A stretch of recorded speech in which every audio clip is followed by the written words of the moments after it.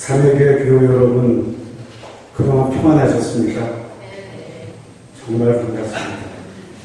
여러분들 한 2년 만에 뵙게 된 것 같습니다.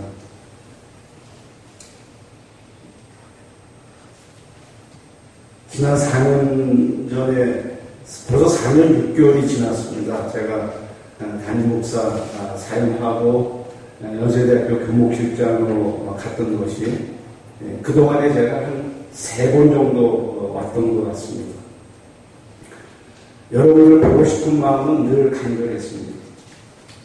그러나 여러 가지 또 각자의 또 맡은 부분들이 있고, 그래서 오늘 이렇게 뵙게 된 것이 저로서는 큰 기쁨이고, 또 여러분들과 함께 예배드리게 된 것이 하나님 앞에서 큰 감사의 조건입니다. 오늘 예배에 참석하신 삼위교회 교우 여러분과 여러분의 가정과 일터에 하나님의 크신 은총이 함께 하시길 축원합니다.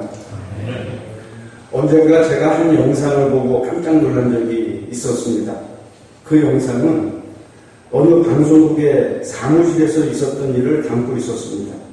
한 PD가 사무실에 있는 여러 사람들에게 똑같은 밥을 담은 2개의 유리병을 주고, 한 유리병에 대해서는 고맙습니다를 말하게 하고 다른 유리병에 대해서는 짜증나를 말하게 했습니다.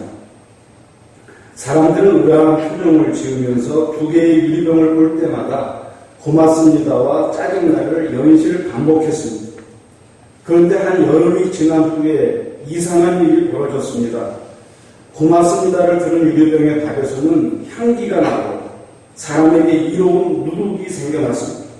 그러나 짜증나를 드는 유리병의 밥에서는 악취가 나고 사람에게 해로운 검푸른 곰팡이가 생겨났습니다. 어느 한 사람의 유리병에서만 나타나는 현상이 아니었고, 유리병을 받았던 모든 사람의 유리병에서 유사하게 나타난 현상이었습니다. 우리는 우리가 사용하는 말의 내용에 따라서 결과가 크게 달라질 수 있음을 기억해야 합니다. 성경을 읽다 보면 우리는 말의 몇 가지 유형을 살펴볼 수가 있는데, 이 시간 덕을 세우기 위해서 어떤 선한 말을 사용하며 살아야 할지 몇 가지 측면에서 함께 생각해 보려고 합니다. 첫째로, 성경에 나오는 말에는 진리와 거짓의 말이 있습니다. 예수님께서는 마태복음 5장 33절 이하에서 이렇게 말씀하셨습니다. 옛사람에게 말한 바 헛맹세를 하지 말고 네 맹세한 것을 주께 지키라 했다는 것을 너희가 들었으나 나는 너희에게 이르노니 동지 맹세하지 말지니 오직 너희 말은 옳다 옳다 아니라 아니라 하라. 이에서 지나치는 것은 악으로부터 나느니라.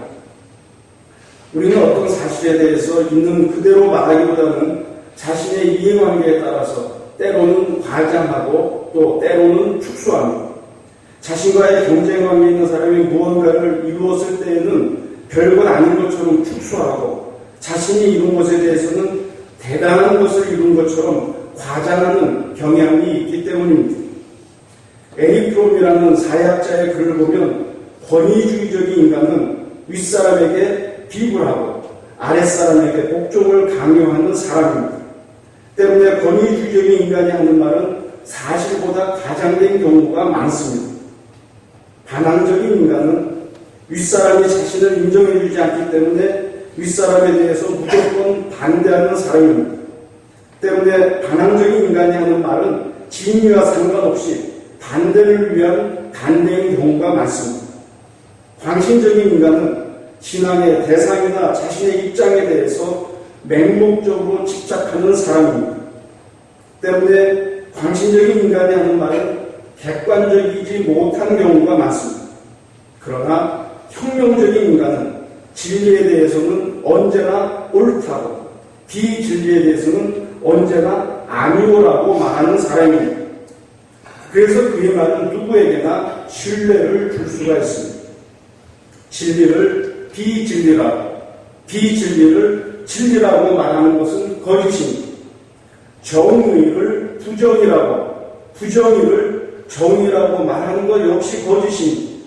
적지 않은 사람들이 진실하지 않은 것을 감추기 위해서 하나님을 끌어오고 맹세를 운운하지만 사실은 거짓을 말하는 것입니다. 한국 근현대사의 역사든 세계 역사든 지금 벌어지고 있는 우리 삶의 현장의 모습이든 거짓말로 인해서 불행한 일이 참 많이 일어나고 있습니다. 그러므로 우리는 옳은 것은 언제나 옳다고, 그른 것은 언제나 그르다고 진리의 말을 하면서 살아가야 할 것입니다. 둘째로 성경에 나오는 말에는 믿음과 불신의 말이 있습니다. 구약 성경을 보면 이스라엘이 출애굽을 할 때 모세가 가나안을 눈앞에 두고 12명의 정탐꾼들을 보낸 이야기가 기록되어 있습니다. 당시 각 지파에서 한 명씩 선발된 12명은 40일 동안 가나안을 정탐한 후에 자신들이 정탐한 결과를 각각 보고를 했습니다. 여러분들이 잘 아시다시피 여호수아와 갈렙은 이렇게 보고를 했습니다. 우리가 가나안 땅에 가보니 그 땅은 적과 꿀이 흐르는 비옥한 땅입니다. 그 땅의 거주민은 강하고 성읍은 견고하고 심이 큽니다. 그러나 하나님께서 우리와 함께 하시기 때문에 그 땅은 우리의 먹이일 뿐입니다. 그러니 올라가서 그 땅을 취합시다. 능히 이길 것입니다. 그러나 함께 올라갔던 다른 10명의 정탐꾼들은 이렇게 말했습니다. 우리가 능히 올라가서 그 백성을 치지 못할 것입니다. 그들은 우리보다 강하기 때문입니다. 우리가 두루 다니며 정탐한 땅은 거주민을 삼키는 땅이고 거기서 본 백성은 신장이 장대한 자들이며 우리는 스스로 보기에도 메뚜기 같았고 그들이 보기에도 그와 같았을 것입니다. 12명 정탐꾼의 말에서처럼 믿음의 말은 절망적인 상황에서도 우리에게 희망을 주지만 불신의 말은 희망적인 상황에서도 우리에게 절망을 줍니다. 믿음의 말은 힘들더라도 우리에게 긍정적인 결과를 기대하게 하지만 불신의 말은 쉽더라도 우리에게 부정적인 결과를 결국에 초래하고 맙니다. 믿음은 더 큰 믿음을 낳고 불신은 계속된 불신을 낳는 법입니다. 얼마 전에 우리 의과대학의 한 교수를 만났습니다. 그분은 요즘 환자들이 도대체 의사의 말을 믿지 않으려 한다고 하면서 이렇게 저에게 말을 했습니다. 환자의 질병은 치료하면 되지만 사람을 근본적으로 믿지 않는 환자들에 대해서는 어떻게 치료를 해야 할지 모르겠습니다. 오늘 우리 사회의 문제는 불신에 있는 것 같습니다. 보통 사람들은 불신의 쪽으로 쉽게 기울어집니다. 동일한 가난을 경험했지만 12명 가운데 10명이나 되는 정탐꾼들이 불신의 말을 하는 것이 그 증거입니다. 그러나 우리가 믿음의 말을 할 수 있는 비결은 우리와 함께 하시는 하나님에 대한 전적인 믿음에 있습니다. 그러므로 우리는 상황이 어떠하든 하나님께서 우리와 함께 하심을 믿고 믿음의 말을 하고자 노력해야 할 것입니다. 셋째로 성경에 나오는 말에는 축복과 저주의 말이 있습니다. 민수기 22장 이하를 보면 모압의 왕과 하나님의 선지자 발람에 관한 이야기가 나오고 있습니다. 이스라엘 백성이 아모리 민족의 땅을 정복한 것을 본 모압 왕은 발람 선지자에게 장로들을 보내어서 이렇게 요청합니다. 이집트에서 나온 한 민족이 지금 나의 적경에까지 와서 온 땅을 뒤덮고 있어 어찌나 많은지 나로서는 당할 수 없으니 곧 와서 그 백성을 저주해 주시오. 그대가 복을 빌어주는 사람은 복을 받고 저주하는 사람은 저주를 받는 줄을 내가 알기 때문이오. 모압의 장로들이 많은 뇌물들을 챙겨서 발람으로 하여금 이스라엘을 저주하도록 하자 발람 선지자는 처음에는 하나님의 말씀에 근거해서 거절하지만 결국 장로들을 따라가게 됩니다. 그러나 발람은 모압 왕의 기대와는 달리 오히려 이스라엘을 축복합니다. 그 후 발람의 축복대로 이스라엘은 모압과 주변 민족을 정복했고 저주를 당한 모압과 주변 민족은 이스라엘에게 정복당하고 말았습니다.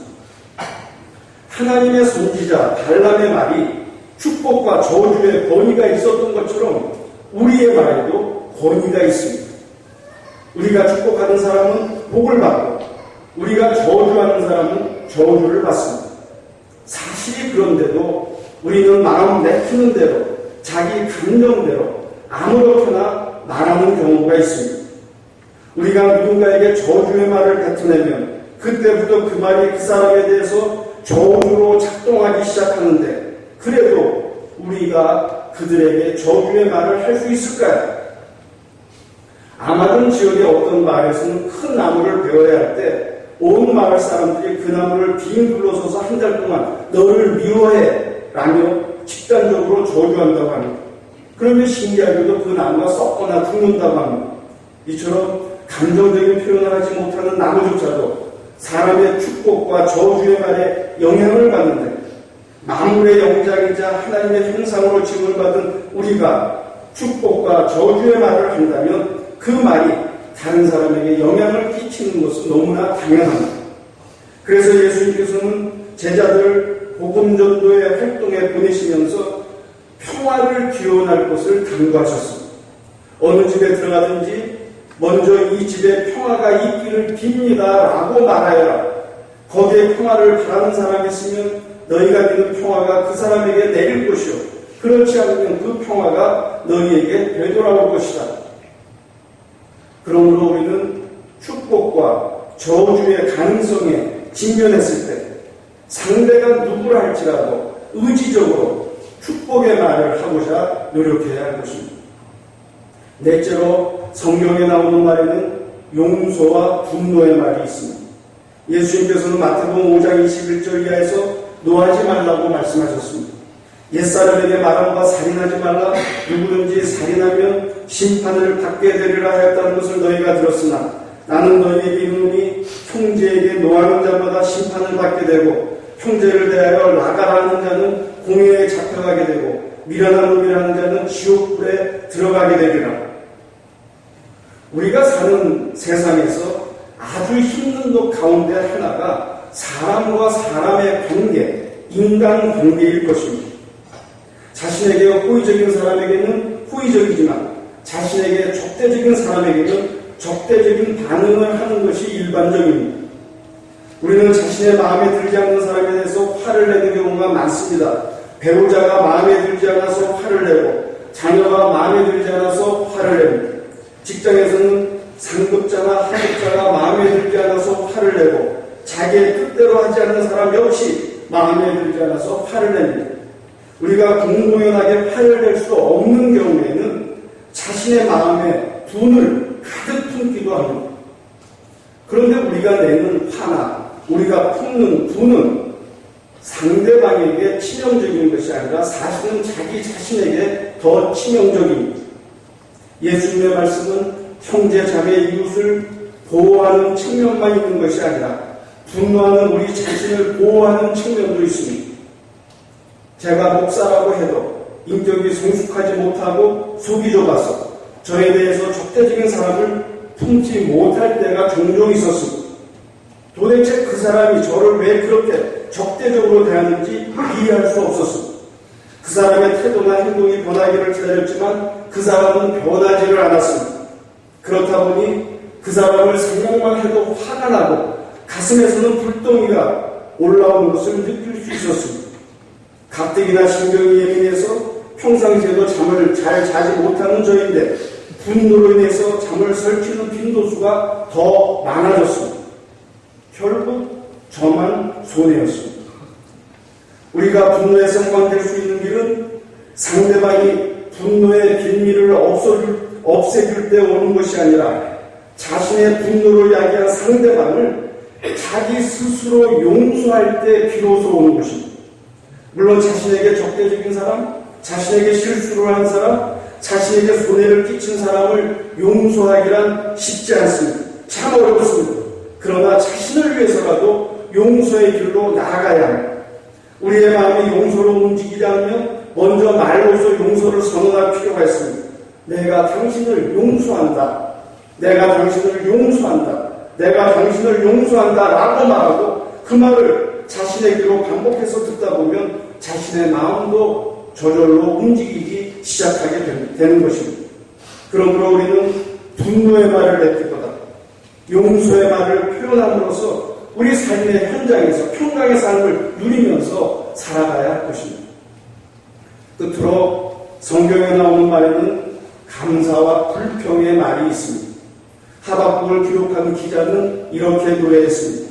비록 무화과나무가 무성하지 못하며 포도나무에 열매가 없으며 감람나무에 소출이 없으며 밭에 먹을 것이 없으며 우리의 양이 없으며 외양간에 소가 없을지라도 나는 여호와로 말미암아 즐거워하며 나의 구원의 하나님으로 말미암아 기뻐하리로다. 우리의 외형적인 삶의 조건이 우리의 삶으로부터 감사를 착안할 수 없습니다. 우리가 창조주 하나님을 아버지로 고백하고 사는 한 우리는 어떤 경우에도 불평할 이유가 없습니다. 사랑의 하나님 아버지께서 우리를 어려움이 가장 좋은 곳으로 인도하지 않겠습니까? 그 사랑의 아버지 하나님께서 우리에게 가장 필요한 것을 가장 적절하게 제공해 주시지 않겠습니까? 제가 설교를 위한 어느 예화식을 보니까 우리가 사는 마을에는 감사의 마을과 불평의 마을 두 종류가 있습니다. 감사의 마을 사람들은 어떤 일에도 감사를 했기에 감사마을이라고 불렸고, 불평이 가득한 마을은 어떤 일에나 불평을 했기에 불평마을이라고 불렸습니다. 감사마을의 사람들은 언제나 감사가 생활화되었기 때문에 삶의 모든 것에 대해서 감사를 했습니다. 봄에 꽃 피는 것도 감사요, 여름에 열매 맺는 것도 감사요, 가을에 추수하는 것도 감사요, 겨울에 눈이 오는 것도 감사였습니다. 모든 상황에 감사만을 했기 때문에 설사 안 좋은 일이 생기더라도 곧 좋아질 것이라고 믿었고 실제로 금방 그렇게 되었습니다. 그러나 불평마을 사람들은 당장 걱정거리가 없어도 나쁜 미래를 두려워하며 항상 불평을 했습니다. 꽃이 피면 질까봐 걱정, 열매가 맺으면 장마가 올까 걱정, 가을이면 흉년이 될까 걱정, 겨울이면 폭설이 내릴까봐 걱정을 했습니다. 어떤 좋은 일이 일어나도 안 좋은 일이 생길까봐 걱정을 하니까 정말로 안 좋은 일들이 금방 일어났습니다. 때때로 감사의 비결을 배우고 싶어서 불평마을에서 감사마을로 이사를 가는 사람들이 있었지만 모두가 적응하지 못하고 곧 돌아오고 말았습니다. 항상 불만 속에 습관적으로 살았던 이유로 감사하는 생활에 적응하지를 못했기 때문입니다. 우리 가운데 어떤 사람은 자기의 가는 평탄한 길에 조그마한 구덩이만 있어도 벌써 하나님을 원망하고 다른 사람들을 원망합니다. 하지만 어떤 사람은 자기가 가는 험하고 캄캄한 길에서 희미한 빛만 비추어도 하나님께서 주시는 자비로운 빛이라 고백하면서 감사의 기도를 올립니다. 어떤 사람은 화려한 왕국에 살면서도 인생이 왜 이리 괴로우며 기쁜 일을 왜 하나도 없는가 얼굴을 찡그리며 불평하지만 어떤 사람은 오두막집에 살면서도 눈동자처럼 지켜주시는 하나님의 한없는 은혜와 사랑을 생각하면서 진심으로 감사하면서 살고 있는 것입니다. 우리는 어느 쪽의 말이 빠릅니까? 감사의 말입니까? 아니면 불평의 말입니까? 그러므로 우리는 다른 사람들에게 불평거리로 보일지라도 우리에게 감사거리가 되도록 사랑의 하나님 아버지만을 붙들고 감사의 말을 하면서 살아가야 할 것입니다.